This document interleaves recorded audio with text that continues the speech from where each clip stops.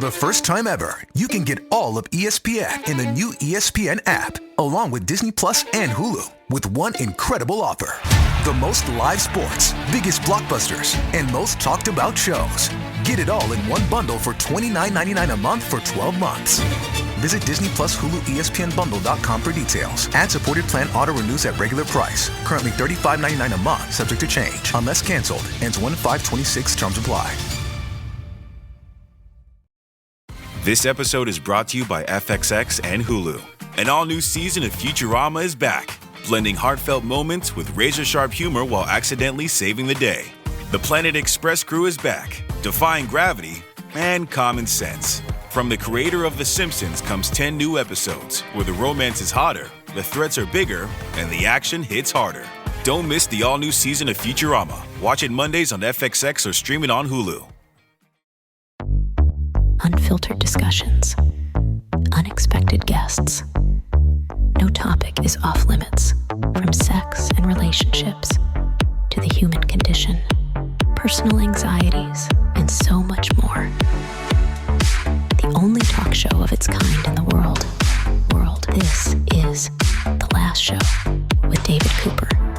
Hello, welcome, happy Thursday. I'm David Cooper. Here's what you're going to learn on tonight's program. Why am I talking like that? Moving on. A study that shows sibling rivalry has a twist. Sisters can be meaner, more aggro than brothers. That is right. There is surprising psychology that flips family dynamic scripts on their head. But that stereotype that boys are meaner than girls in households, it might not be true. Details in about 10 minutes' time. After that, top stories from the technology sector, including this very important one. Now listen up. This is based on a study by actual scientists, so I can't get in trouble for indecency standards on the radio. Using your phone on the toilet can have a surprising negative impact on your health. And you won't believe on what part of your body. Details halfway through the hour. That's some of tonight's show. We'll cover more than just that, but for now, let's dive in. And in the maximum amount of pettiness embodied by giant bronze statues news, very specific topic, we are joined by foreign correspondent Tony Five, who reports live from Croatia, which is nowhere near the scene of a Detroit home where somebody bought a place, a man bought a house, and he enacted a statue, enacted a statue. He has a statue. David, you can't say that sort of word on air, my friend. Hello, David. Hello, world. This is Tony Five reporting live from the Croatian Riviera, overlooking the Adriatic Sea.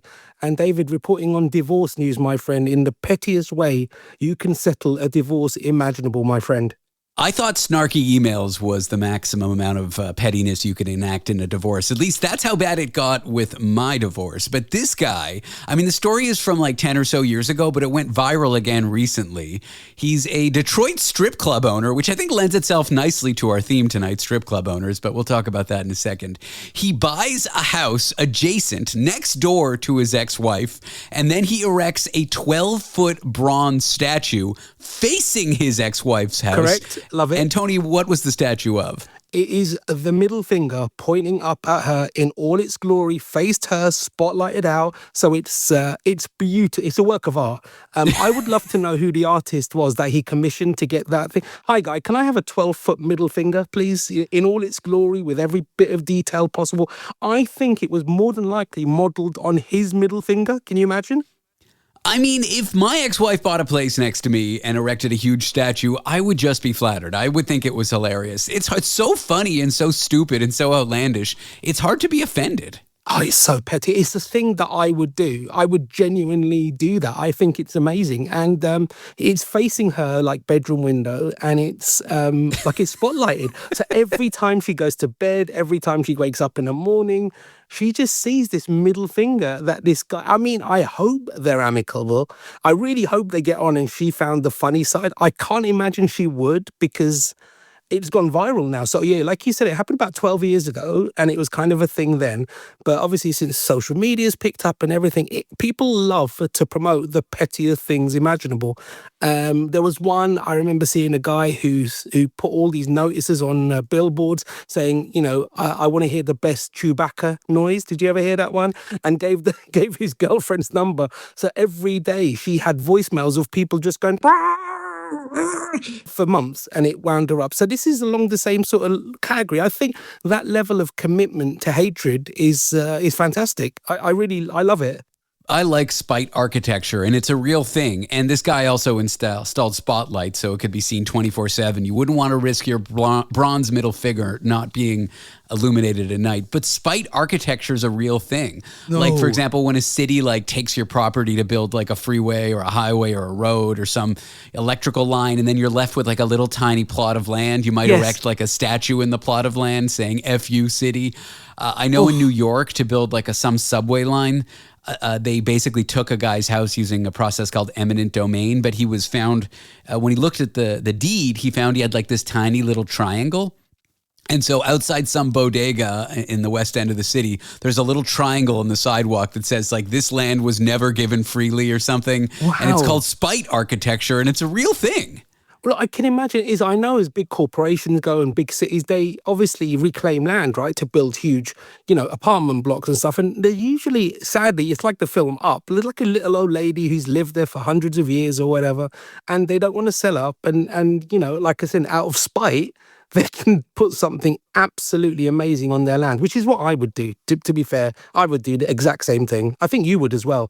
I misquoted the thing. It's called the Hess Triangle in New York, and it says this property is of the Hess estate, which has never been dedicated for public purpose. It's a little plaque in the middle of the sidewalk, and it belongs to this guy's family or estate, and it's like a spite triangle because many years ago, New York took away his property, but they forgot to take a tiny triangle when they did the land transfer or whatever. Spite architecture is one of my favorite things. It's so petty, and this spite middle finger is a great example. I mean, if anybody knows of any spite architecture that's happened to them or that's happened to them locally, please let me know. I would love to interview the person who's the architect and the viewer. What would you call the person the victim? I guess the victim of spite architecture. Would you say? Yeah, I guess so. Or maybe you build something so high you block someone's sun because you don't like them. There's often laws about that, but maybe there's a loophole. Anyway, this guy who erected the middle finger, he was a strip club owner, and I want to talk about another strip club owner, well, a group of them, executives. Nice segue, David. Look, you're a semi-professional, aren't you, eh? Look at you. Right? This is here in New York where I live. Basically, some strip club group had tax trouble. And so when auditors visited the strip clubs or came over to talk with them, they bribed them with free dances, Nice. $5,000, tabs that were paid for, trips to Florida with hotels and meals. And of course, they never had to pay their tax bill until now. Now, this is all alleged. I don't want to get sued, but basically they've been indicted and they're ordered to pay back taxes and probably are going to be fined. I don't think any actual penalties for these charges have been released yet, but it's pretty wild that if you're in tax trouble, all you have to do is bribe an auditor with a lap dance. I'll be honest with you, that sounds like a very 80s thing to do, a very 80s sort of mafia gangster type thing. I would, again, these are the things that nothing like this ever happens to me, David. I will never get bribed with lap dancers, especially working for you on this show. Would somebody bribe me with a lap dance? I would, please, Tony at lastshow.pizza. If you want to bribe me with a laptop, I've no idea. Laptop, lap dance, lap dog. I don't care. I mean, if you want to become an amateur tax auditor who works for the UK government unofficially, maybe you could get bribed. Is that a real thing? I could, there's Groupons for everything, my friend. As you know, I'm an expert on the Groupon certificate and the Groupon School of Learning. So, if it's available, I'll get it. Anyway, they're naming the executives in this indictment. So this goes all the way to the top to this strip club group that owns several clubs. It's just such a wild story that you always think of, the very rich don't have to pay taxes, but people running inappropriate businesses who can bribe well, I guess they also don't have to pay taxes until they get caught, allegedly. It's a funny thing because obviously in the UK, we're self-assessed. So tax comes out at source. And there's not many people who have to do their taxes unless they've got a second income coming in. So I always find it strange when I speak to you guys over the pond who say, I've got to do my taxes or it's the tax season. And I just imagine you all sitting at your kitchen table going through receipts that you've bought over the year. Is that true? Is that how accurate am I? It is. And it doesn't have to be this way because I'd say the vast majority of people just have one job and they have one income and the government could just figure out what it is and take it or figure out what it is and send you a bill. But instead you have to fill out these complicated complicated forms, or pay an accountant, Yes. or use expensive accounting software, and you're probably going to make a mistake. Like, it's way too complicated for no good reason for most simple cases. But for corporations, they typically have to do their own paperwork, and I guess that's what they allegedly did in this case, but they did the paperwork by offering them free lap dances. Again, how would you write that off? That was an amazing thing to be able to do, right? Can you imagine the paperwork that's gone in saying, Candy, Janice and Chlamydia have, they did a dance for me. It'd be wonderful, It's a beautiful name for a girl, Chlamydia. Tony, thank you for going over only the most important news of the day on the show. Appreciate you being here. David, thank you very much. And just to remember, this is not tax advice we're given. Certainly is not, allegedly. Tony Five is our foreign correspondent. He joins us from the United Kingdom, but also from Croatia, where he is now. Here's what's coming up next. Sisters being meaner than brothers, that's what a massive new global study suggests. After the break, the research on why sibling rivalries don't play out the way you'd expect. That's right, why sisters can often be more aggro than brothers. I'm David Cooper, this is The Last Show, and it's almost hard to believe, but details for you real soon. If you thought goldenly breaded McDonald's chicken couldn't get more golden, think Golder! Because new sweet and smoky special edition gold sauce is here. Made for your chicken favorites. At participating McDonald's for a limited time. The Last Show with David Cooper. Procrastinate your life away with us. Why are sisters sometimes meaner than brothers? Well, a new global study flips what we thought we knew about sibling aggression in families. I'm here with one of the researchers on said study to unpack the psychology of sibling rivalries. He's a psychology professor at Arizona State University, and his name is Dr. Michael Varnum. Michael, welcome into the show. Hey, David. Thanks for having me on. I love that your study found that sisters can be just as aggro, sometimes even more so than brothers. Side note, I know my sister listens to this, so I have to be careful. Let's talk about what you researched and what you found. Yeah, so, we were kind of curious about how, I'll put it this way, a lot of our social psychology, right, what we know, our evidence base, our theories, it really comes from thinking about how people interact with folks who aren't related to them or how they think about them, right? And Doug Kenrick and I started wondering a few years ago if maybe we were missing a big chunk of human nature here. Because if we think about it, if for those of us who have siblings, we spend a lot of our formative years with them. We have a lot of interaction. And even in adulthood, unless they've really pissed us off, we still talk with them with some frequency, right? They're still part of our lives and our social worlds. And we got to thinking that maybe some of what we sort of think we know about these sort of basics of human nature might look a little different when people are dealing with kin. Sure. When we hear aggression, we think like physical fights. My brothers did beat me up, my older brother, John, especially. My younger brother beat me up, too. He was much smaller. Your younger brother beat you up? Yeah, he's aggressive as hell. Like a foot shorter than me, 20 pounds lighter, but...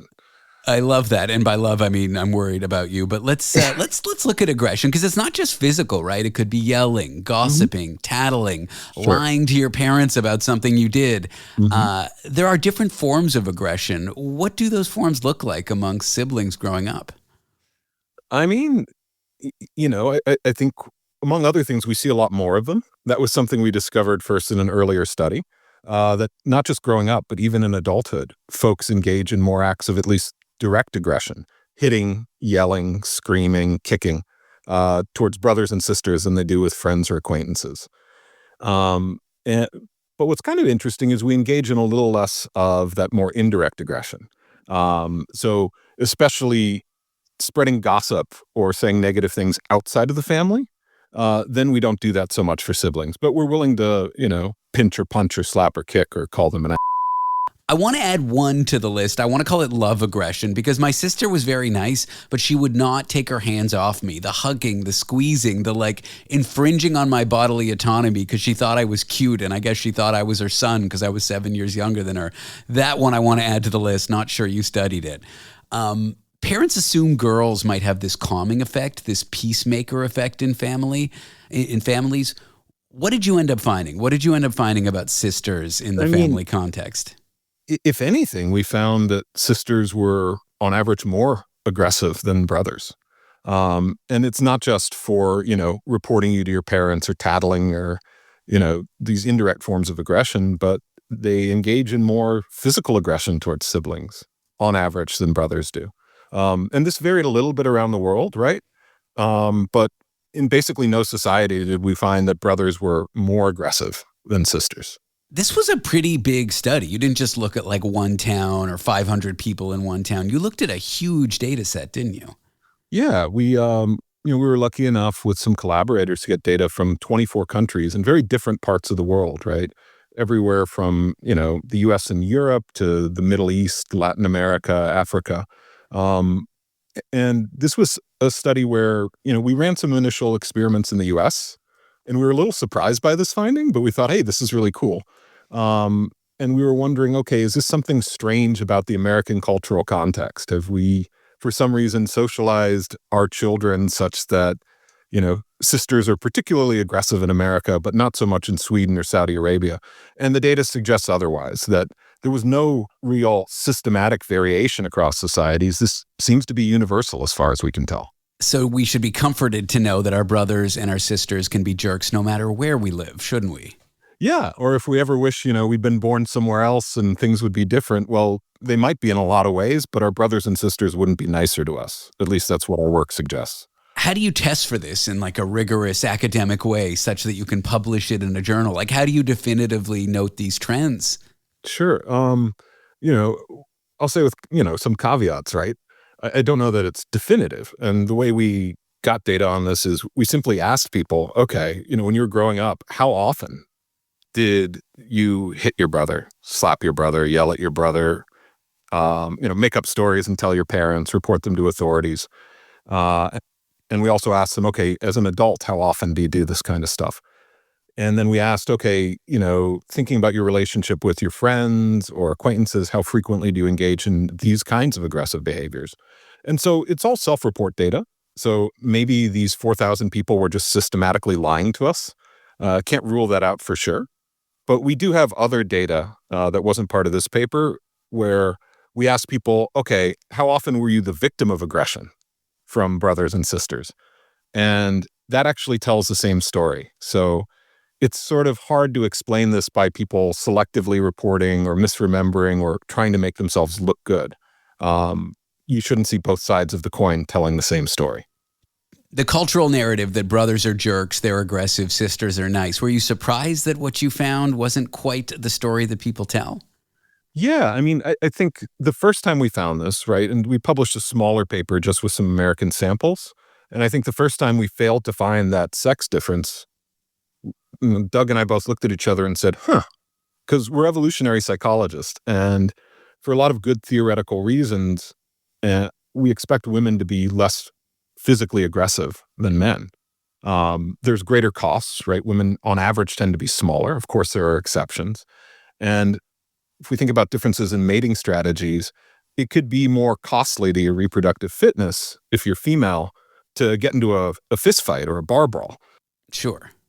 So, and we're talking about our ancestors, like greater apes and stuff. There'd be some utility in males being more aggressive, females being less aggressive. Sure, right. And, before the invention of baby formula, if a mom happens to die while a kid is young, that's the end of the kid. So women should be a little more physically cautious for a few reasons. And a lot of that holds today, right? That's, our psychology is still shaped by this, and it still kind of makes sense in the modern world. So we were surprised to see this, but then we thought about it a little more and we said, well, if you think about a fight between siblings, it's unlikely to escalate into one of you grabbing a club or smashing a bottle over each other's head, putting the other one in the hospital. And data suggests that, right?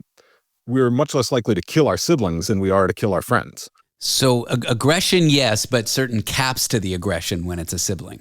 Yeah, there seem to be sort of limits, but the argument is maybe we're aware of that. And so we feel like we have a little more leeway.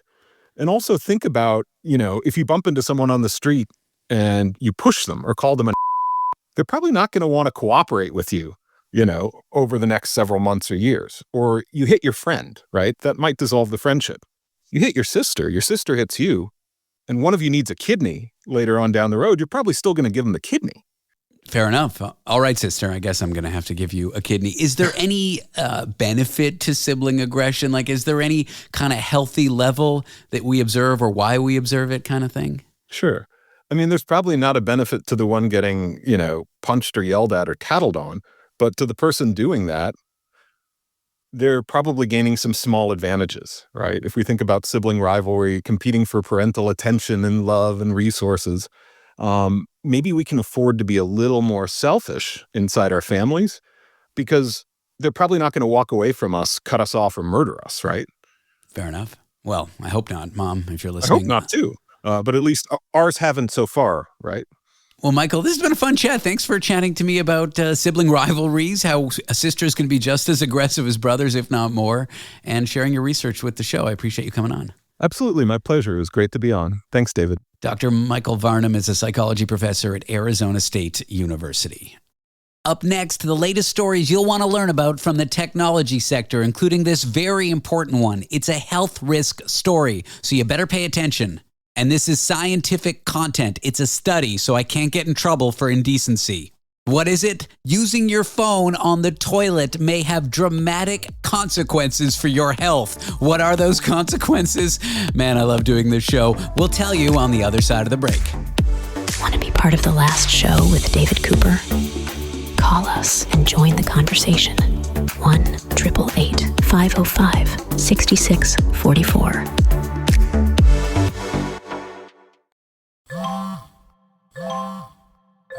When did making plans get this complicated? It's time to streamline with WhatsApp, the secure messaging app that brings the whole group together. Use polls to settle dinner plans. Send event invites and pin messages so no one forgets Mom's 60th. And never miss a meme or milestone. All protected with end-to-end encryption. It's time for WhatsApp. Message privately with everyone. Learn more at whatsapp.com.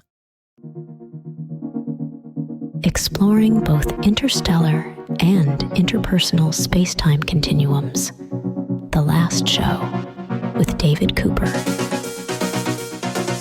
Did you know using your phone on the toilet may dramatically have a bad effect on your health, on the health of your butt? And this is bona fide science. This is a study proving this. So what we're about to discuss is not indecent for regulatory purposes. It's time for technology time. We are joined by Carmi Levy. Carmi, welcome to the show. I am glad to be here, although I will preface that by saying I am not in my washroom right now. My smartphone is on the desk next to me.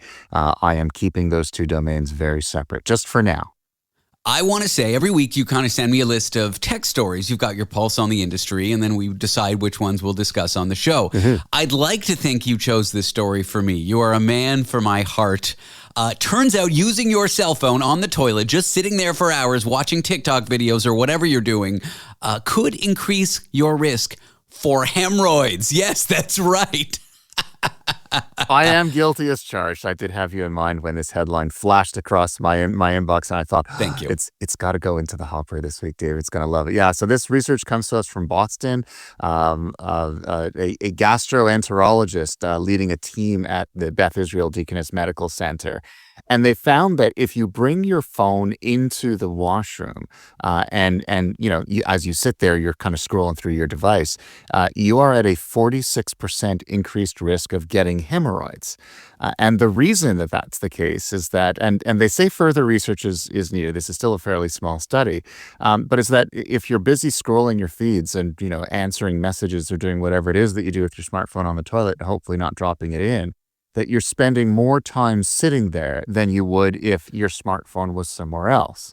And so over time, that can be irritating to your tushy. And sorry, am I allowed to say that? No, you are. I love it. Good. This is science. Look, it's a gastroenterologist. Right. It's from Beth Israel Deaconess Medical Center. This is a study. We are doing science. Nothing we're doing is indecent because it's educational. That's right. And last I checked, we all have tushies. And of course, if you sit on them all the time, and I'm a writer. This is what I do for a living. So I know it's a risk for me. I've had this conversation with my doctor as well, where she's always telling me, she goes, I know what you do because I see and hear you. Make sure that you're getting up often. And so this just continues that research, continues that narrative that We shouldn't be sitting in one place for too long.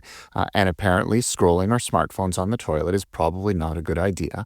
And we're doing everything on it, right? We're reading news, we're scrolling through our social media feeds, we're texting. And this research suggests that if you're using your phone, you're spending on average 6 minutes more on the toilet per visit than somebody who does not have the smartphone in the washroom with them. So those are numbers to live by. And honestly, this morning, when I was getting ready for the day, I specifically left my phone out of the washroom. I realized, you know what? Maybe they're also talking to me. Maybe I need to change my habits a little bit here before I, have to have an uncomfortable conversation with my doctor. Well, if it's like 6 minutes extra a day, I go 3 times a day, let's say. Let's multiply that by 365 days. That's 6,500 minutes. If we divide that by 24, or I'm trying to do the math here, divided by 60, multiple. That's like it's like 300 days extra a year on the toilet, give or take a few days. I'm just saying it's bad. It's a lot of time, and that kind of adds up. And we seem to think our rear ends. I can say that too, right? We seem to think that our rear ends are these like robust, invulnerable parts of our body, but they're really sensitive. And sitting in one place for too long is not a good thing. And let's face it, a toilet seat is really not a particularly comfortable place for us to sit, and we should be paying attention to it. The scientists behind this do concede we need more research, but they're saying the curvature of the toilet, the way it kind of like, puts stress on your tushy area, it can potentially exacerbate this whole thing. It's not just that you're sitting, it's that you're sitting on a toilet. So next time you go to bring your phone in the bathroom and watch those cat videos, maybe just don't do that, and your gastrointestinal tract will thank you. It will, and we haven't even started talking about just all the stuff you get on your phone when you bring it into the washroom. That's probably the basis for other research as well. I don't want to go there. I don't even want to think about it. I think I want to start disinfecting all of my electronic devices at this point. Fair enough. Let's go to this next story, because I always love when hackers find new and creative ways to hack into machines you never thought were possible. Kind of related to this next story, which involves someone hacking a smart washing machine.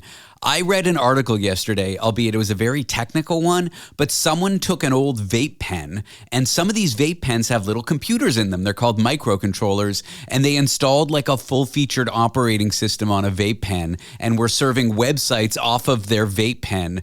And it's just a silly aside, but I love when hackers come up with new and creative ways to hack machines you'd never think were possible. In this one case, this guy was just installing a website on his vape pen. I didn't even know vape pens had little computers in them or microcontrollers in them, but what do I know? But that's an aside. Let's get to this story where a hacker broke into on-campus smart washing machines. What happened? Yeah, you wouldn't think a washing machine could be smart, but you hear they're internet connected. They had an e-payment system built into them. They accepted digital payments, so you didn't have to bring all your change, collect it up, and then keep dropping quarters or whatever into the machine. And in the middle of the summer, in July, this is on a Dutch campus, it was an Amsterdam University campus. Somebody hacked into these machines, these smart washers, and turned off the e-payments system. So the washer still worked, but now everyone was getting their clothes cleaned for free. So as you can imagine, nobody wanted to, let's call the university and tell them that the machines are broken. No one wanted to say anything because they're all getting a free ride. So for about 2 months, everyone was using them happily, not paying. And then the company that runs these smart washing machines realized, hey, we're not getting any revenue, took a look and realized that they had been hacked. And so now they haven't figured out who is responsible for it. They haven't figured out how to resolve it. Obviously, there wasn't enough security built into the technology to prevent this kind of thing from happening. My money is on an opportunistic student who just wanted to save some money, maybe have more beer money at the end of the week. And so they're taking the smart machines out, replacing them slowly with the old dumb machines. So students are going to have to bring their change, again. And now there aren't enough machines on campus, so they have to schlep them a few hundred meters away to adjacent dormitories where they do have machines. So this illustrates that, we're seeing this move. What was once dumb is now becoming smart. So smart toasters, smart kettles, smart home appliances and devices, and smart washing machines. And the downside is they're now connected pieces of infrastructure, technology. And just like your smartphone, just like your tablet, just like the smart vaping device that is now connected, or anything that's smart, it is now targetable by cyber criminals, and that's exactly what happened here. Although, look, students are happy. They got a couple of months of free laundry. As corporations try to get their smart toasters to the market as cheaply as possible, I don't think security comes top of mind, right? It almost doesn't even occur to you that my toaster can get hacked. Mm-hmm. And so I think we're going to see more and more of these ridiculous hacks, in some cases just because it's funny. I mean, this is like kind of a prank. It seems like it's got an edge of Robin Hood to it, like rob from the rich, give to the poor. Undergrad students are packed 100 students to one dorm room. They're eating ramen out of a cat food can. Undergrads don't have a ton of money, usually. And so, this is just kind of like a funny, maybe prank-esque hack.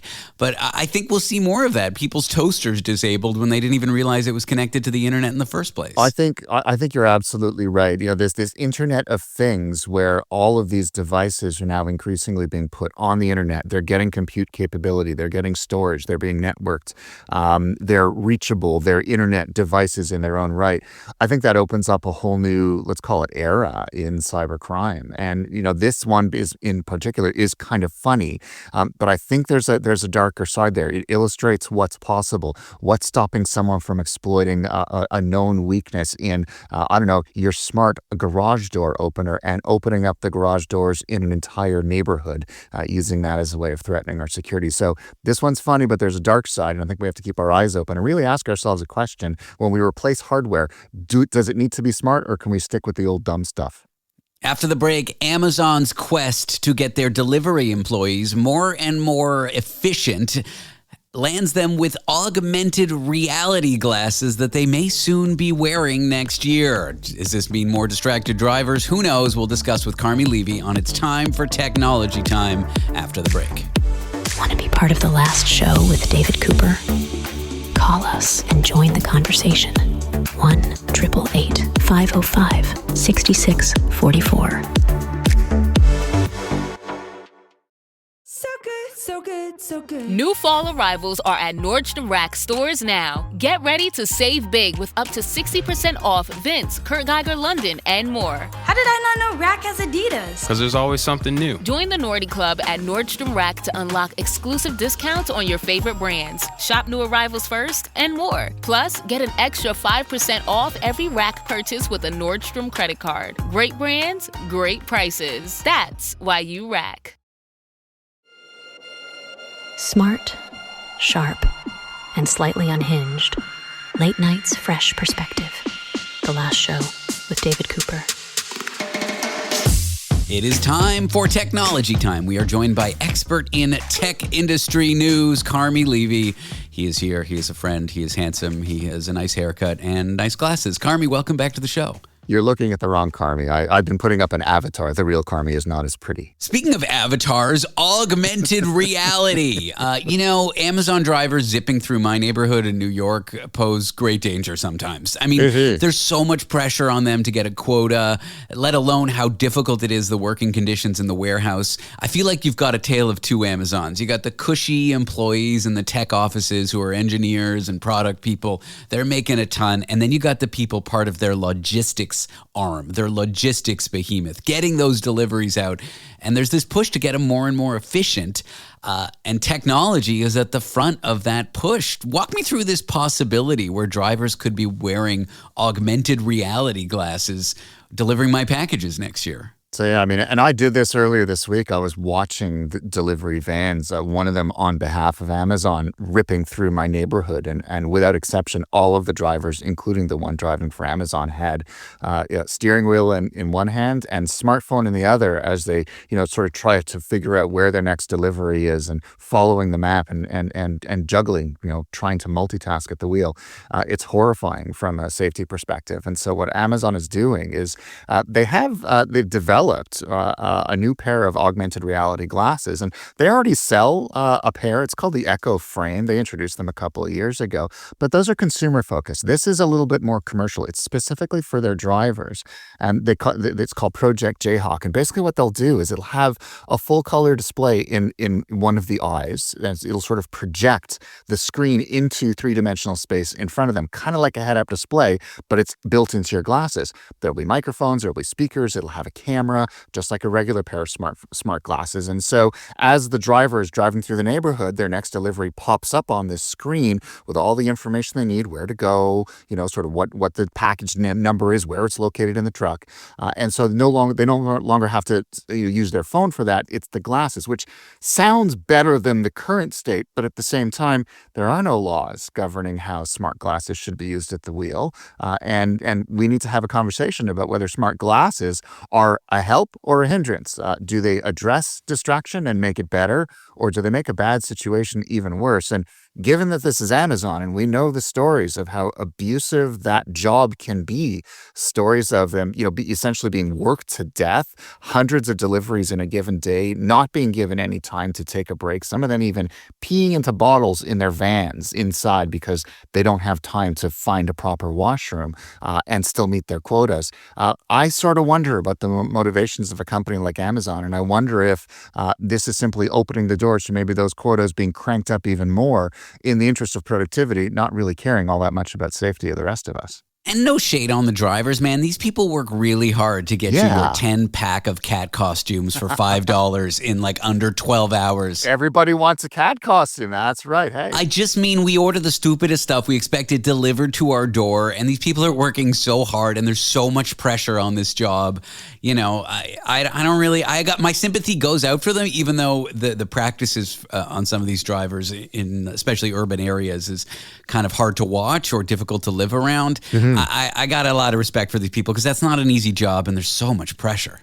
Yeah, and so if technology can help ease some of that pressure, that's a great thing. But every time we've seen technology introduced into a delivery vehicle by companies like Amazon, the numbers get bigger. In other words, they're not introducing it to make life easier for their drivers. They're introducing it so that they'll be more productive and they'll be able to squeeze more utility out of each worker. History is an important teacher here. So again, we know who we're dealing with Amazon here, and I think it's a project that we want to keep our eyes on because the potential for abuse is significant. And I think the potential for safety concerns for the rest of us. I'm not an Amazon employee, but I walk my dog through the neighborhood with these vans ripping around.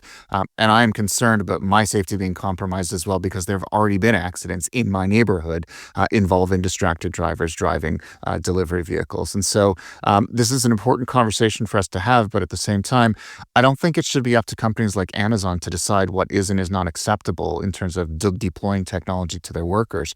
There needs to be better rules. And quite frankly, our Highway Traffic Act, like all of the regulations that govern what is and is not acceptable on the road, they need to be updated with current generation technology like augmented reality glasses, or we're just never going to be able to enforce this at all. Let's move on to this next story. If you like watching YouTube videos, admittedly I do, fun news, AI slop might be arriving at a video near you. It seems like more and more AI content is set to come out on YouTube, especially with Google launching this platform Veo 3, which is like basically AI videos that you can pay Google to help you make. Is this good for people who like watching videos? I don't even know. What if AI videos are entertaining? What if they're not? Who effing knows? Looking at other platforms, for example, LinkedIn, right? The majority of long form content on LinkedIn is now AI generated, and it's called AI slop because it's largely unreadable. It's really just terrible and there's content. Just so much of it. It just slops down the hill like exactly. a mudslide. And it swamps everything from everyone else. And so when I look at my LinkedIn feed, most of the content now is AI generated, and it's very difficult for me to find something from somebody who I'm connected with, who I actually want to interact interact with.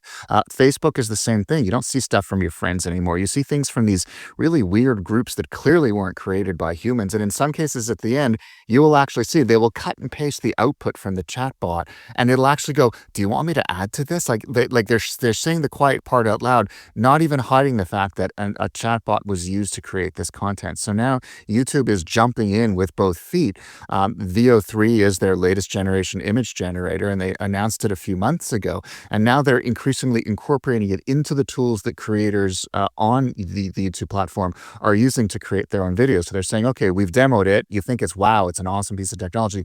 Now we're going to make it available to you, and go ahead and create content to your heart's content. So now you are going to see AI generated content just exploding. I mean, we saw it when the tool was originally released. Now that it's being they're hitting gas on its deployment. Now everyone's going to be experimenting with this, and the vast majority of what we see online will in fact be AI generated, and it won't always be labeled that it was AI generated. So we won't know up front. We'll have to lean in and look a little bit more closely to be able to tell. But I think this is a slippery slope, and the fact that there aren't better guidelines to illustrate responsible use of AI in content generation on a platform like YouTube is problematic. And it means that if we think that misinformation and disinformation and deepfakes are significant problems now, they're about to get a lot worse. And your YouTube feed, the channels that you follow, are increasingly going to be stuffed with this content that is not created by humans. I think it's a dangerous place to go. I'm going to take the opposite position, not that I absolutely believe it, but just because you're being so negative about it. The truth is, my position's the same as yours. I think this is a bad scene for YouTube, potentially. But I think in 10, 15, 20 years, AI-generated television and short-form videos will be really good. And it may even be so good you won't be able to tell the difference between the stuff you really like, which is both scary, but also unlocks amazing potential for infinite entertainment in video form. I look forward to 2050 or 2060, the year, when you turn on the television and then an amazing drama, a sci-fi show, whatever, is just constructed for you on the fly. And you can't tell the difference between that and some of the great television shows. The only thing is it's just a little disappointing a human didn't make it. I do think there's a future where AI videos are super entertaining. I don't think we're there yet. I don't think the mother load being released on YouTube now is going to be a good thing in the short term. But I do think there's a future where videos like that could be great. Yeah, and I want to believe that over time, creators will figure out how to incorporate AI into their toolkit and use it for good. And I think the potential is certainly there. But as we've seen so often on social media platforms, video platforms, once the crowds get their hands on something, eventually things turn to slop fairly quickly. And I think it's at least the early stages of AI on YouTube. That's what we're going to have to go through before hopefully we figure it out in the long run. Well, Carmi, it has been a great joy having you on the show. Thank you so much for being here. Appreciate being with you. Thanks so much, David. Carmi Levy is a technology expert, and he joins us for It's Time for Technology Time. Up next, bigorexia, when getting too physically fit goes too far, why it's on the rise, and what parents should know. I'm David Cooper, and this is The Last Show. This episode is brought to you by State Farm. Checking off the boxes on your to-do list is a great feeling. And when it comes to checking off coverage, a State Farm agent can help you choose an option that's right for you. Whether you prefer talking in person, on the phone, or using the award-winning app, it's nice knowing you have help finding coverage that best fits your needs. Like a good neighbor, State Farm is there.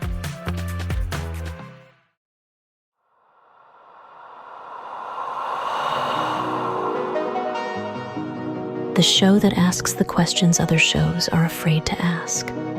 The Last Show with David Cooper. We all know about anorexia, but what about its lesser-known cousin, bigorexia? Well, it's a disorder where one obsesses over not being muscular enough. Let's learn about what it is, why it's rising, and how to spot the signs with someone who specializes in disorders like this. His name is Dr. Jason Nagata. He is a professor of pediatrics at the University of California in San Francisco. Jason, welcome to the program. Thanks for having me. I have friends who are constantly obsessing over their muscles. I never thought to name it as a disorder, and I know I'm not a clinician. I know I shouldn't just diagnose my friends. But for someone who's never heard of it, what exactly is bigorexia? I gave a crude definition, but can you speak to me more about it? Yes.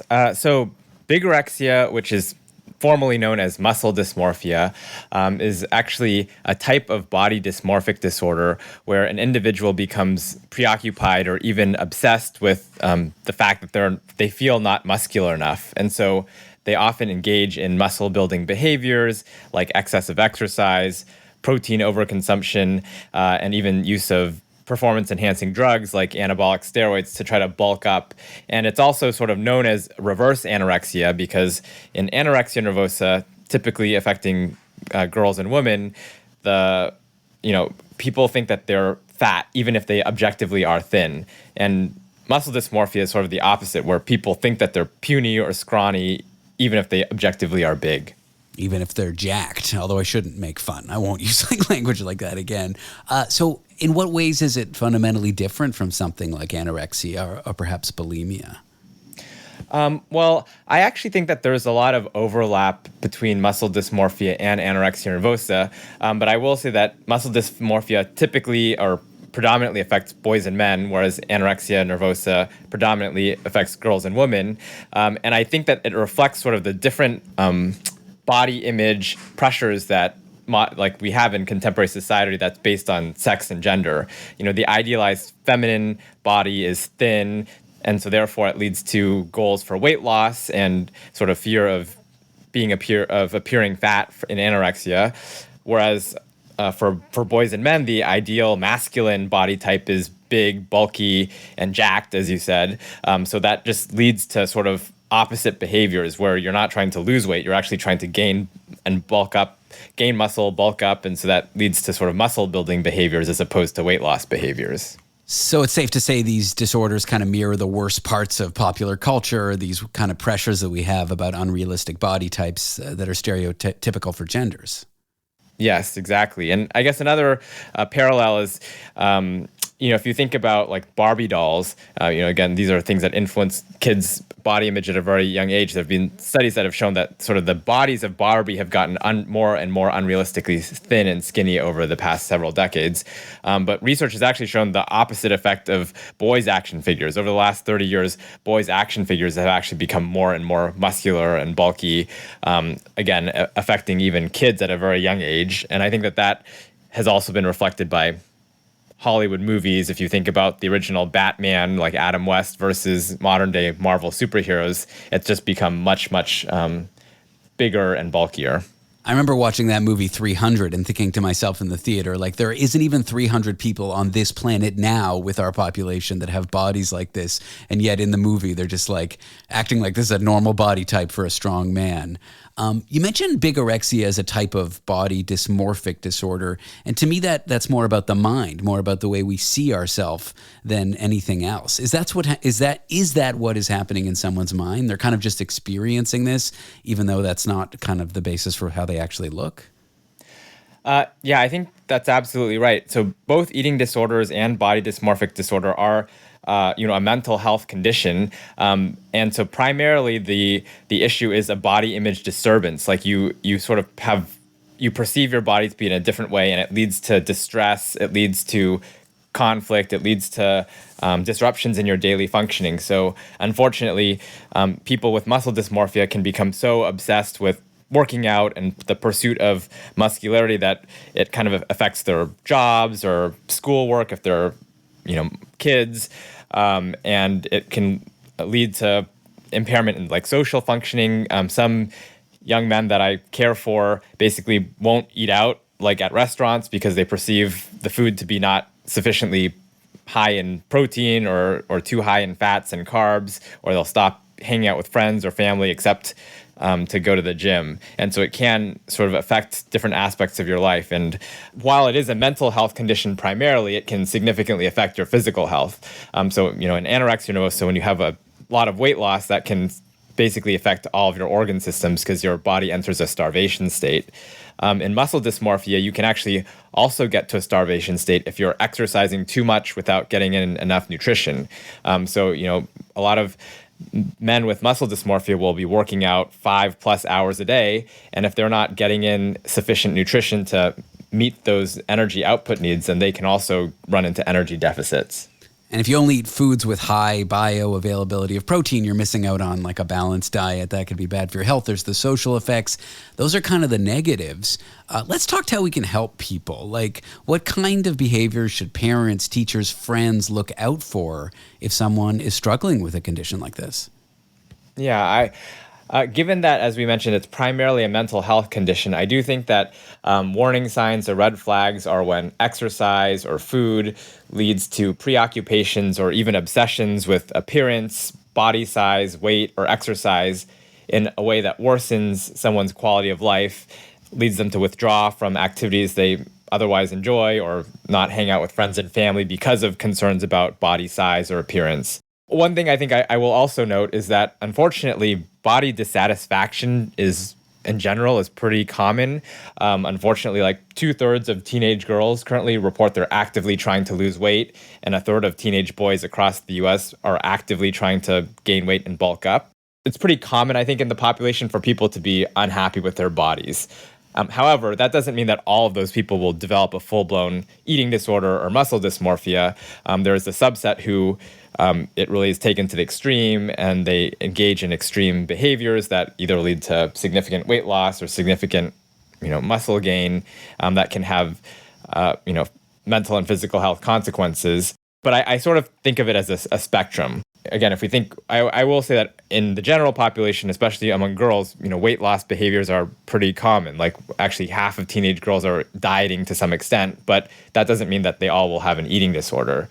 So I think similarly, 1/3 of teenage boys are trying to bulk up, over 1/3 are working out to do that, but it doesn't necessarily mean that all of those people have a pathological illness. Like, there are some people who may have some dissatisfaction with their bodies and they're trying to do something to change it, and they'll never have a full clinical eating disorder or muscle dysmorphia. But I do think that it sort of is a spectrum, and at the point that people are starting to make big changes to their diet or take muscle building supplements or drugs, those are potential red flags. To that end, many people think of exercise, building muscle. They think of it as a healthy habit, and it could even be used as an argument. Someone who has bigorexia, they could defend it with that argument. At what point does it kind of hit a tipping point, if you will, to an unhealthy obsession?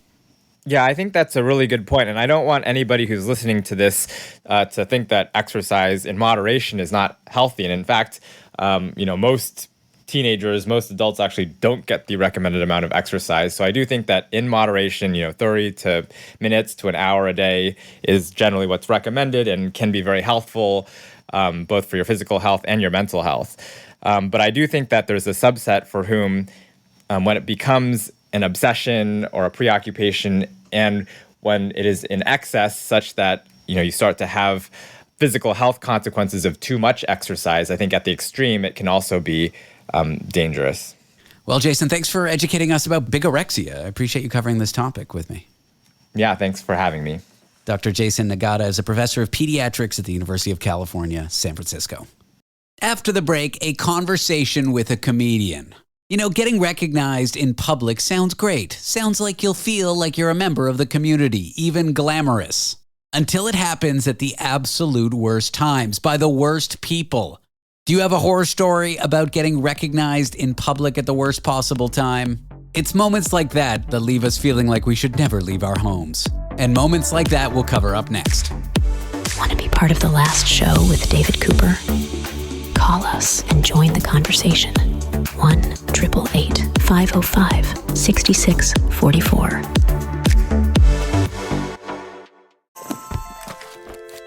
Routine, adjective. Used to describe an individual whose spirit is unyielding, unconstrained, one who navigates life on their own terms, effortlessly.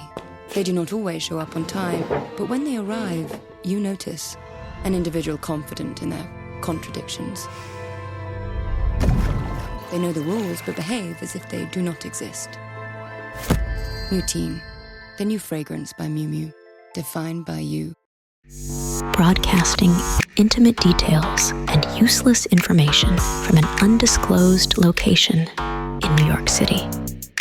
The Last Show with David Cooper. Ever been in public and thought to yourself, it is a horrible time for someone who knows me to see me because it'll be embarrassing? It's just times like that we will discuss here with comedian Natalie Norman. Natalie, welcome to the program. Thank you for having me. Long time no speak. Or C, you were my cat sitter while I was at Burning Man, and I refused to ask you about how my cat was at the commercial break because of the suspense and the quality content and the things people need to hear, I thought would be in your answer. How was my cat while we traveled on vacation? Your cat is the neediest cat I've ever met. Full stop? Full stop. He's needy. He's opinionated. He wants your attention, and if he doesn't get it, he's going to make sure you see that he's trying to get it. We call it the reign of terror. He just starts knocking things off of shelves. He starts eating things he shouldn't. He starts being a real jerk if you don't give him that attention. Yeah, it's wild. I was like sitting at Miranda, your girlfriend's desktop computer, trying to use it, and he would come, like I would be typing, and he'd come and just like sit on my fingers. Yeah, that's what he does. And I was like, I don't understand how anyone in this house gets things done. So Miranda tolerates it and I think likes it. I think she wants a creature to be codependent with, especially physically, and I'm not that creature. And so the two of them kind of cancel each other out. So he only bothers me a little bit, but I can't imagine he's expecting the level of attention that Miranda gives him from you. And it is, I don't see that side of him, right? Like, I just don't. It's wild. It's truly wild. Like, he puts his butt in your face. Like, there was one day where I was like, I kept on having to pick him up and put him down, and he'd come back up. And it was like this fun game we developed where he was like, hey. And I'd be like, no, hey. I just lock him in the bedroom or lock him out of the office. See, I didn't know you do that. And so, like, that was not something I could do because I would feel bad. Oh, you're such a good cat sitter. Such a good cat sitter. Do you like cuddling with him, though? He is the cuddliest cat. I do like it. I especially like it at night when, like, I'm trying to fall asleep and he comes and lies on me and then starts to, like, beat me up with his paws. Yeah, who needs a weighted blanket? Like, that's really fun. And there were some nights he wouldn't do that to me, and I was really mad at him.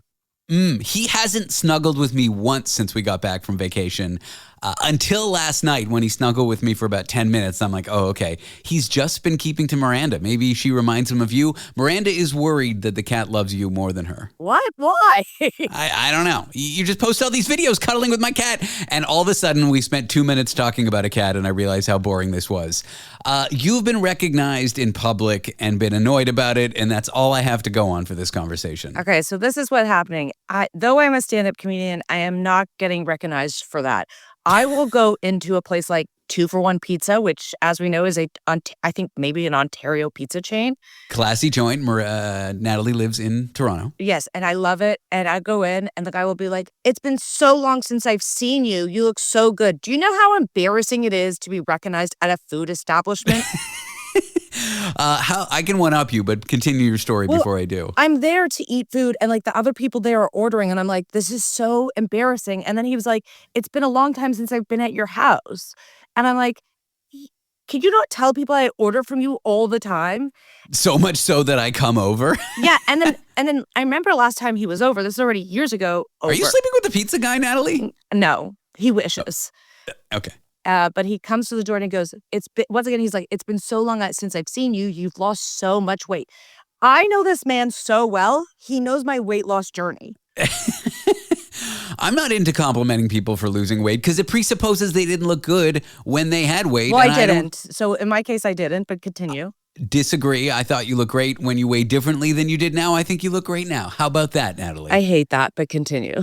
Well, okay, fine. But do you want me to compliment you when I notice these things? Sometimes, I mean, like, yes and no. It depends the mood I'm in. So how about just I tell you look great and don't relate it to the weight loss? You know what? That's very progressive of you, and that is the safe way to go. You're welcome.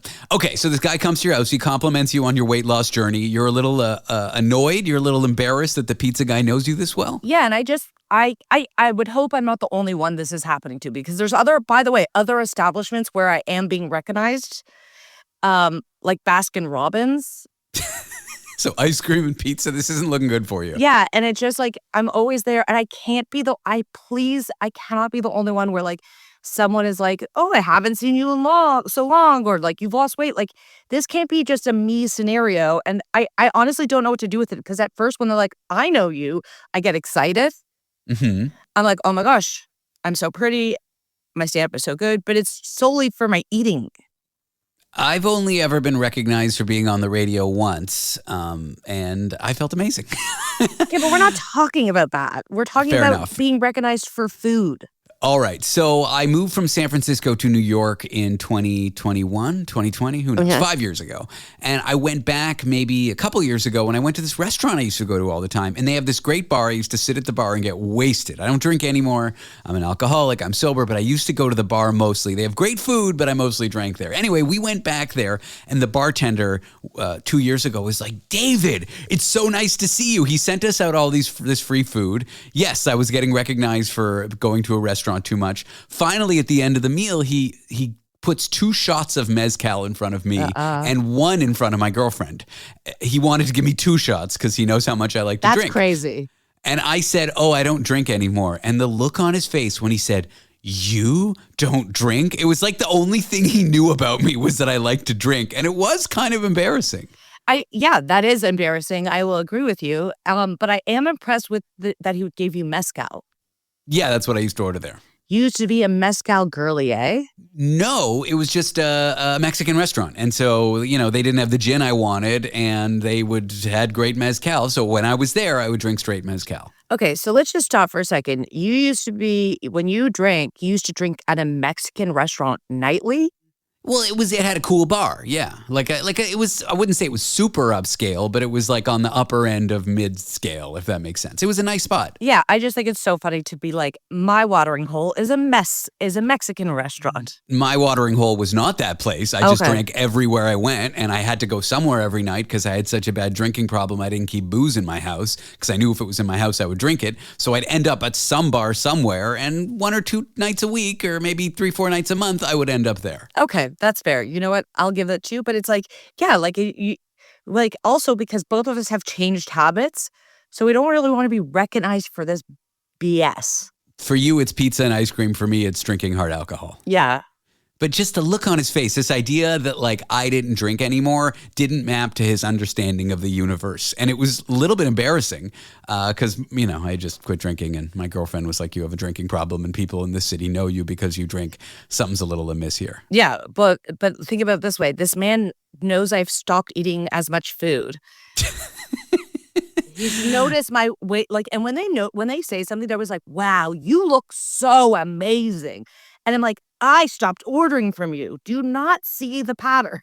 No, there's this added level of insult that the person who delivers you unhealthy food is commenting on your engagement with unhealthy food. That's kind of like a new low. Yeah, and then just like a side, I went in to get Tim Hortons the other day.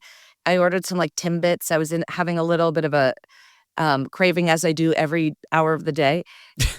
And the guy said to me, is this interesting? I think this is interesting. Sure. This man said to me, I don't eat sugar. And I was like, you work at Tim Hortons. Yeah, don't give me that BS. And also, don't say that to me. I'm ordering donuts. It's rude. Why? You asked him what his favorite flavor was or something? I did not ask him anything. So you go, hi, sir, I'd like some donut snacks, some Timbits. And he goes, and his response is, I don't eat sugar? He looks at me, he's like, I don't eat sugar. And I was like, okay. Rude. Anyways, I guess what this really comes down to is the way men talk to women about their bodies and eating habits. Wow, look at that. We have a moral, we have a message, we have an overlying plot arc, something deep, men talking to women about their bodies. What is your Jerry Springer style final thought on this matter, My final Natalie? thought is if you recognize someone at an eating establishment, say hi, but do it in a way where we're not acknowledging their eating disorders. Yeah, it's like if you go to a restaurant 2 nights in a row, they shame you. And it's like, why are you shaming me? I'm coming back. I like the food. Exactly. Natalie Norman, comedian. Find her at Stalking Natalie. That's STALKING on social media. What a pleasure it was having you on the show, my friend. Thank you for having me. And thanks for babysitting my very needy cat. You're welcome. Our topic in a few moments' time, when someone you love may be struggling with addiction, how do you actually help them without making things worse? Especially when they don't want help. That conversation up next. Want to be part of the last show with David Cooper? Call us and join the conversation. 1-888-505-6644. Attention all small biz owners. At the UPS Store, you can count on us to handle your packages with care. With our certified packing experts, your packages are properly packed and protected. And with our pack and ship guarantee, when we pack it and ship it, we guarantee it. Because your items arrive safe or you'll be reimbursed. Visit the upsstore.com/guarantee for full details. Most locations are independently owned. Product services, pricing, and hours of operation may vary. See Center for details. The UPS Store. Be unstoppable. Come into your local store today. Please be advised that the following program contains audio content that may be graphic and potentially triggering for some listeners. This content may include descriptions or sounds that some may find disturbing. Listener discretion is strongly advised. This is The Last Show with David Cooper. Supporting a loved one when you believe they have a problem with addiction. They might be hard to talk to. You might be a little too scared to broach the subject. That is what we'll discuss here with addictions and counseling expert with Chorus, the clinical director at the Farm in Stouffville Rehab Center. You can find him at yonahbudd.com. His name is yonahbudd.com. Yonah, welcome to the show. Nice to be here. There's actually no .com in my name, but I'll add it if it's necessary. Wasn't there that character in he was like a cryptocurrency piracy guy? It was like Kim.com. He was probably a horrible person. I don't remember anything about him. I probably shouldn't even be talking about him. I'm going to have my whole family change their last name to .com because I just think it's so cool. Well, Yonah, as much as I would like to joke around with you, I am in recovery. I'm an alcoholic. I haven't had a drink in over 6 years. You came on the show last week to celebrate. Thanks again for that. I did. I was really hard to talk to about my problem when I was in the thick of it and I hadn't stopped drinking. I would say things to friends like, you either want to be a friend of mine or you want to put your foot down about drinking and I'm not going to stop. Take your choice. I was confrontational when people tried to support me at that time. Yeah, I mean, listen, you're when you're in the throes of an illness, when you're in the throes of your addiction, you don't want to hear what you don't want to hear. You're clearly the addictive behavior and the substances that connect with that definitely diminish your ability to be, frankly, more sensible. So you're not open to being more sensible when you're in a place where all you really want to do is get a buzz, get a high, get whatever you need to make your pain go away or make your crummy day a little bit better. So it's not surprising that you don't want to hear from people who have an interest in helping you get better until you're ready to get better. Yeah. So let's talk about how you intervene or how you support a loved one when you're watching this happen to them. So I've learned over the years and thousands of people that I've worked with that one simple tool to learn is not to use the term you. Never look at the situation where you're looking at the person going, you need to do this and you need to do that. You should do this and you should do that. That immediately turns off anybody that doesn't want to hear you. So I suggest the best approach is, lately I've noticed I feel helpless. I want to be able to help. How can I help you? What can I do to make your life better? I'm noticing that you're not around as much. You kind of didn't show up last week when you said you were coming. You kind of lied to me about where you were going. So I'm not sure how to help you. I feel at a loss. So you make it about you, not about them, but around your concern and your feelings about where they're at in terms of the choices they're making and the potential for, their at-risk behavior and what that might lead to. So you have to make it really about you, about the intervener. People talk about interventions. They get 6 people in a room and jump on the person, so to speak, verbally that you're trying to get to change their mind. That really doesn't work. I mean, it looks great on television and in movies, but it really doesn't work. It's got to be a more subtle one-on-one with someone who the person has some respect for, and not make it about all their horrible choices, but make it about how it makes you feel in your relationship with them. It comes off as much more non-judgmental, and the end result of a conversation like that might be the same as if you were confrontational in terms of what you want to achieve, but a confrontational approach is just going to shut the other person down. It would have shut me down 6 years ago. Yeah, and again, when someone's in addictive mindset, when they're in the active addiction, they're influenced by whatever it is they're addicted to, or having a problem with. Again, you're not thinking with a clear mind, so that discussion, if the discussion becomes confrontational or even can be construed as being judgmental, or you're kind of coming down on them, you're going to get the worst out of the person. You're not going to get the best out of the person. And the goal is for them to be receptive to the fact that you care and want to help. So not necessarily forcing them to make change, but letting them know that you care and you want to help. And when the time comes and they feel ready, you're here for them. You know, I once had a late night conversation with a friend while I was still drinking, and he was just like asking me basic questions about why I was doing what I was doing. And it really felt like he cared. I know that this particular friend also had struggles with alcohol, so it didn't feel like he was trying to tell me to stop or like he was judgmental. But there was two angles to this conversation. He was asking me questions why I was doing what I was doing, and also saying how my behavior was like affecting him, and he didn't know what he could do. There was no "you need to stop" or "you've got a problem, you need help." I assume the end result of a conversation, he would have gotten what he wanted if he was confrontational, but this was a much better approach. I'm not sure he would have gotten what he wanted if he was confrontational, because what you want in that scenario is for the person you're sharing with to be open to the share. He would have communicated the same thing and gotten a completely different response, is what I meant to say. Exactly. So the words he shared would have been the same. What you would have, how you responded would have been different. And if you turn someone off from the conversation, especially the person you're trying to intervene with and trying to help, if you turn them off, then it's sometimes impossible to go back the second time, because then you become like that nauseating, bugging buddy that, just kind of gets in your face all the time from the addict's perspective. But if it's a caring, sincere, caring, sharing environment, like a conversation like you're talking about, it changes the whole concept in terms of how the person receives you. And it works much better when you're not in a judgy position. You're not judging someone. And the goal here is to keep the door open to have the discussion. So the fact that your friend had a discussion with you about why you use is a really good place, but that can be a very very thorny kind of walk if you're not careful, because it can come across as judgy. The fact that my friend also had struggles with alcohol made it not come off judgy, because he's sort of like, here's why I used to drink. Exactly. Why do you? Instead of like, your mother who has no problem with alcohol, who's angry that you're drinking, asking you why you drink. It came from a very non-judgy place. But at the time I'm thinking, and I think a lot of people who drink or even use drugs think this: I'm an adult, I support myself. It's not gotten to the point where I'm about to get fired over it. For me, it was almost getting there, but it wasn't there. I'm thinking to myself at the time, no one can tell me what to do. And that's kind of true for most adults, as long as they're, as long as there's no consequences in terms of like money or rent or housing or food. At the end of the day, it's hard to tell people what to do.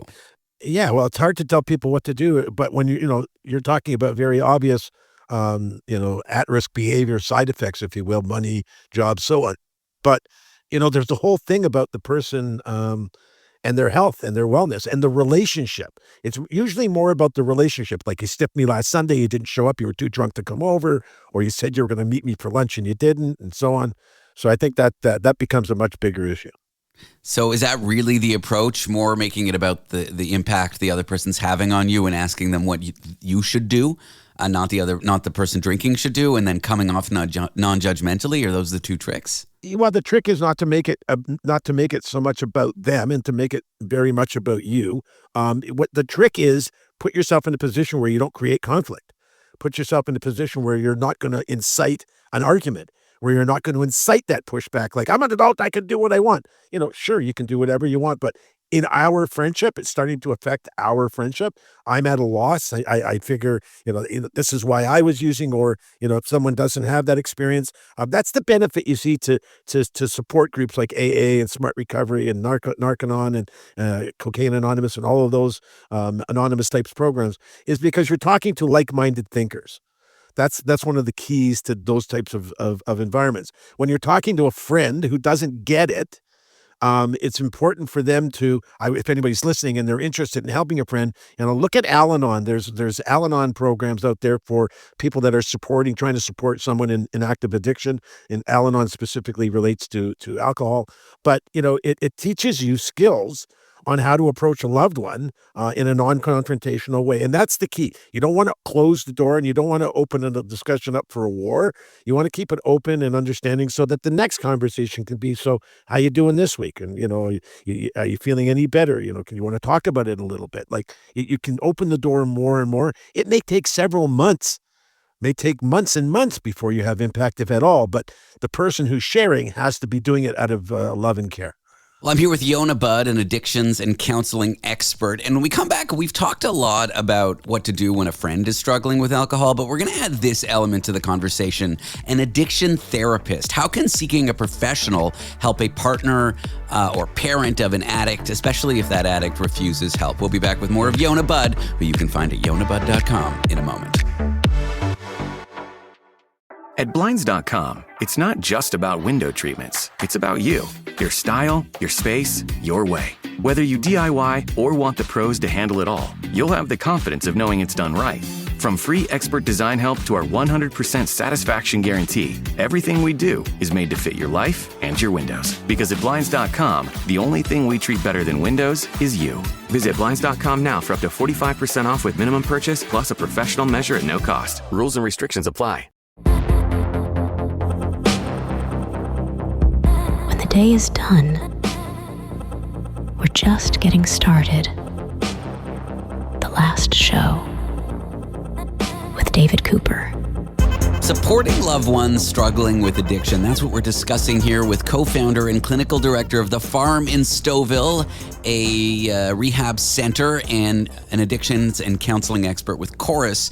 His name is Yonah Budd. Find him at yonahbudd.com. Yonah, welcome back to the show. Great to be here, David. Thanks. And that's YONAHBUDD. I feel like your name's kind of, because it could be 1D. How do you spell Yonah? There you go. Appreciate it. Thank you. All right. We've talked a lot about, not just this week, but in past weeks, dealing with friends or dealing with addiction yourself. One thing we haven't discussed is the role of an addictions therapist or counselor when someone really has a problem. Like, suppose my wife, I'm not married anymore, and my wife never had a drinking or drug problem, but suppose she did, or someone else who is my wife, forget about my ex-wife. I don't know, we're talking about my ex-wife. You brought up my ex-wife. Why are we talking about my ex-wife? Suppose she was struggling and then I went to seek out a professional. What would my role with that professional be while trying to help someone close to me?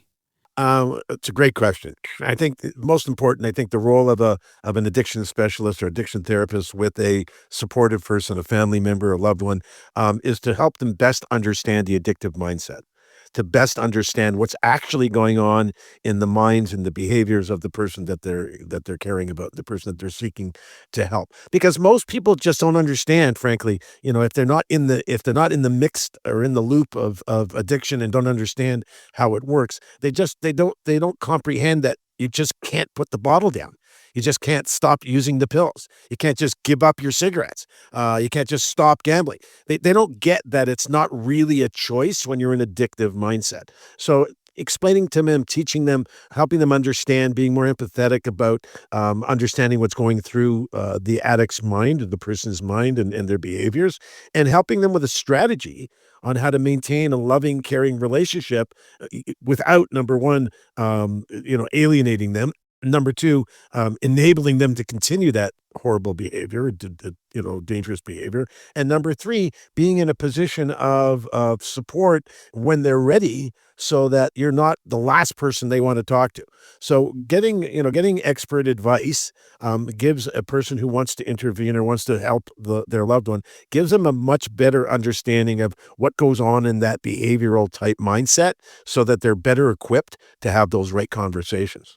I want to latch on to what you said about the addiction of choice not being a choice, but I do think the addict has some agency in this whole thing to want to stop. It doesn't mean that they can wake up in the morning with a bottle of gin in their house and not drink it, but I think they can wake up in the morning and think, okay, this is something I need to stop. I want to stop. I don't know how. I need help. Every time I see alcohol, I drink it. Every time, I don't know, I live in Las Vegas. Every time I walk by the casino, I go in and gamble every penny I have. But there is a little bit of agency, at least that's my experience, because wanting to stop was really the first step for me. Acknowledging that it was something that I wanted to stop, not necessarily stopping, but wanting to stop. What do you make of that whole frame, or is that not true for everybody? Well, I think people get sick and tired of being sick and tired. Yeah. And that really becomes, I think, the impetus to change. I think for me, I'll give you an example. a year and a half ago or so, I realized that most of my pants weren't fitting very well and that I really had to kind of hold in my gut. I eventually got to a point where I started to lose weight and change how I ate and my behavior. Oh, you just buy bigger pants, Yonah. That's how you deal with that. Well, Yeah. that was it. I had a secondary alternative in my closet, which was another size up. And I'm thinking, well, this isn't going well because then I'm going to go to the next size up. I think a person has to get to a place where they just aren't comfortable living like they're living any longer. For me, I wanted pants that fit. I had all my cool pants that didn't fit. I wanted them to fit. They now fit. But I had to get there.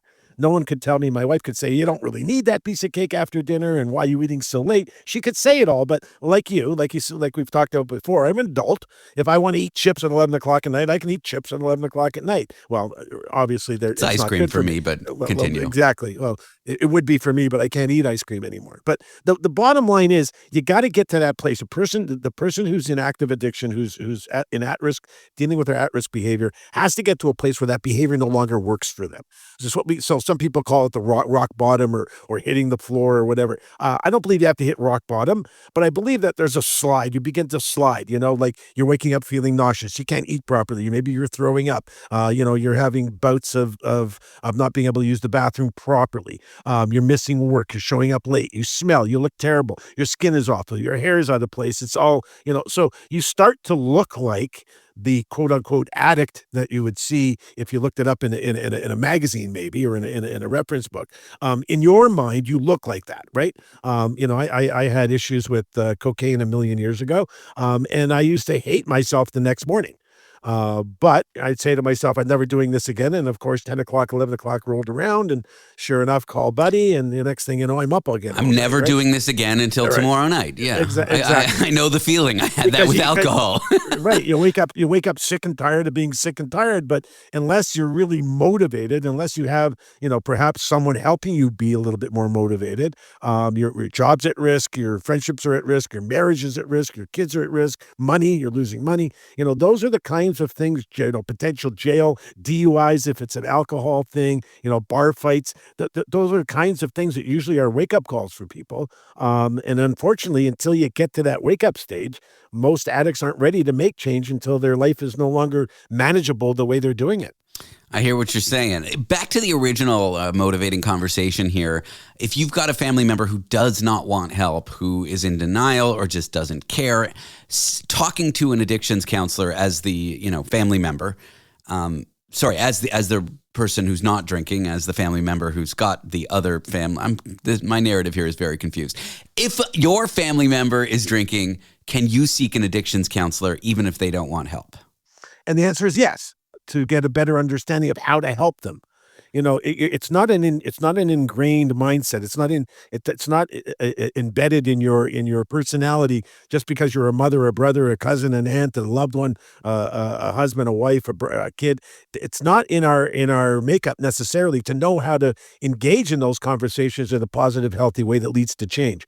So when you talk to an expert, someone who's got professional designations and actually knows what they're talking about, places like Al-Anon as well, where you can get the kind of support that you need to best understand the person, your loved one, and what's actually going on in their minds and what's going on in their behavior, with their behaviors, and the best and most effective ways to approach them with more empathy, more understanding. Otherwise, it's just, why the hell can't you stop drinking? And I don't get it. Like you're just ruining our lives together. You must not love me anymore. And none of that, of course, is true. And you can learn things like how to set boundaries with your alcoholic or your addict family member in ways that you might not have expected, that can help you manage kind of the surface area of damage, if you will, like how to interact with someone who doesn't want help, who's still using. Like, you can learn all these things from an addictions counselor because not everyone's taught these things. Yeah, well, exactly. That's my point. It's not something you're normally educated on unless you're in that. The biggest problem that I see, the most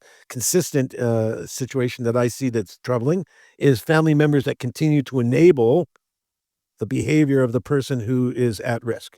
So, I don't want to get into an argument. So if he wants to drink, I'm going to let him drink. Or if he's smoking weed in the basement, that's fine. Or, I saw a bottle of pills in his room or in his car or in his apartment. It's the goal here is to be able to best understand what's going on in their mindset and have some education, right, in terms of how to approach someone. Think of it in terms of, God forbid, you suddenly have, an autistic family member or a family member who's sight challenged or hearing challenged.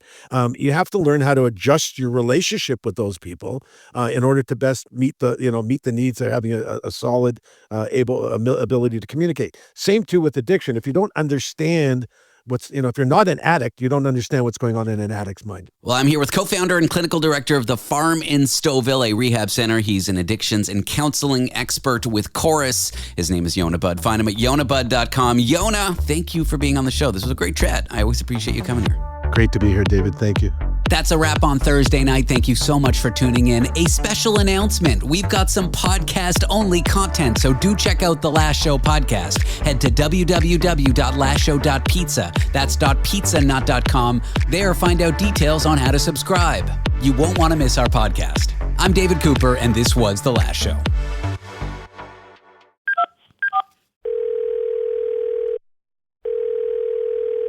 Hi, this is Kelly Rutherford. You've reached the BioCell hotline. For more information about what BioCell Advanced Collagen Generator can do for you, press 1 for hair, 2, skin, or 3 for nails. 1. Hair. Experience stronger and thicker hair in 30 to 90 days. 2. Skin. A single-step beauty routine for skin with fewer fine lines and wrinkles. 3. Nails. The proven solution to stronger, smoother nails. Boost your own collagen and enjoy our clinically proven results.